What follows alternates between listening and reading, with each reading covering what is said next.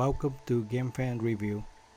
This is my attempt of making a shorter review between the two PC handheld, the Asus ROG Ally and the Steam Deck.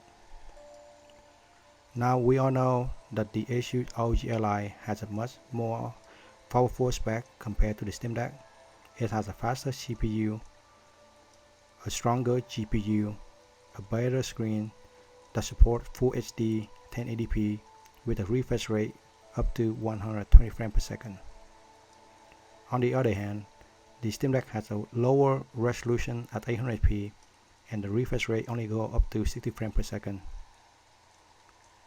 Now when I compare between the two devices, I look at the value at the price of the two devices and the performance. Now we all know the performance of the Ally is beating the Deck, so there's no comparison in that category. However, I feel there is still a true value of owning the Steam Deck, especially if you're on a low budget. At $399, the 64GB version of the Steam Deck is unbeatable by any PC handheld on the market right now. Valve, over the past 2 years, has made a very strong effort of verified games that are working on this deck. So any game that support and work great on the Steam Deck will receive a green check mark and appear under Great on Deck tab. Now I still think on my game list there is an error for this game, especially called the one called Ghostwire Tokyo. On the Steam Deck, when I tried to play this game, it was not able to hold a steady 30 frames per second. It has a lot of screen tearing, and I found it's unplayable and I have to uninstall it. But it's the same game on the Ally running at turbo mode. So at turbo mode right here at 25 watt, I was able to get a near 60 frames per second, and it make the experience feel like the one I played on PS5. And my desktop is much more stronger than the Ally, so I won't count it in these pictures. But compared to the PS5, I feel the Ally is pretty even. Even when I switch the game mode back to performance at 15 watt, I feel there is not much a dip in performance. I mean, I'm still able to get a decent 40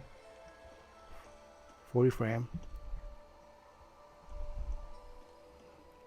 But for this game, I would recommend going back with the turbo.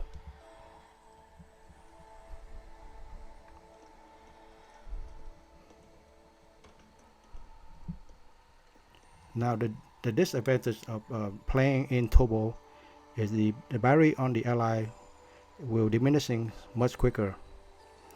Both the Steam Deck and the Ally had the same battery at 40 watt hour, but due to the Ally using more voltage for a stronger hardware, its battery will not last as long as the Steam Deck. But I think the trade-off is quite worth it. It's like when you have a gaming laptop, would you like to play on the dedicated GPU, or you want to play games on the shared APU? And the obvious answer is, if your machine is capable of more, what would you settle for less? So if I'm looking at to spend $700, I would definitely pick the Ally over the Steam Deck. But however, if I have a lower budget and if my aim is to play game that verify on Steam and I don't care about any game like Diablo 4 or game on Xbox Game Pass, then I will be happy with the Steam Deck. Because as you can see, using the Emu Deck,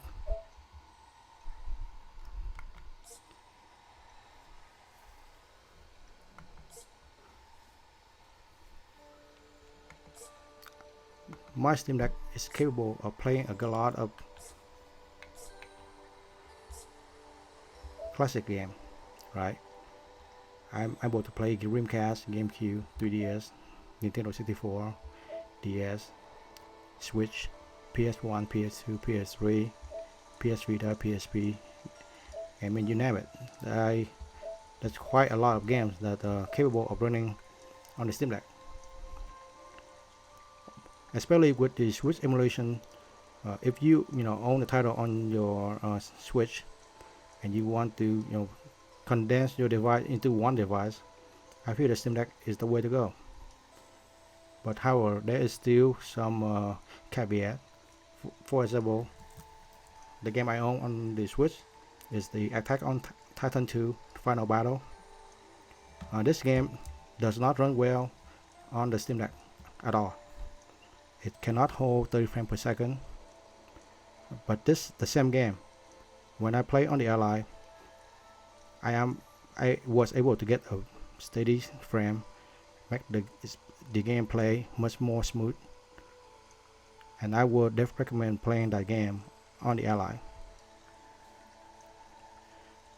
But the Steam Deck is still pretty impressive. For example, game like Dead or Alive 6, this is a PS4 title, and I was able to play this game on the Steam Deck. Obviously, I have to run through a few hoops. I have to install Lutris to emulate Windows to get this game working. And the same thing with the Dead or Alive 5 Last Round. Even though this game is not supported on Steam Deck, but using Proton, I was able to play this game perfectly fine at 60 frames per second. Therefore, I believe that the Steam Deck, despite being a cheaper device, it still holds its value.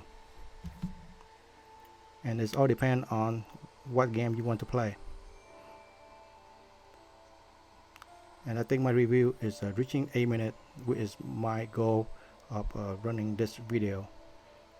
Please like and subscribe, and give your comment below. Thank you.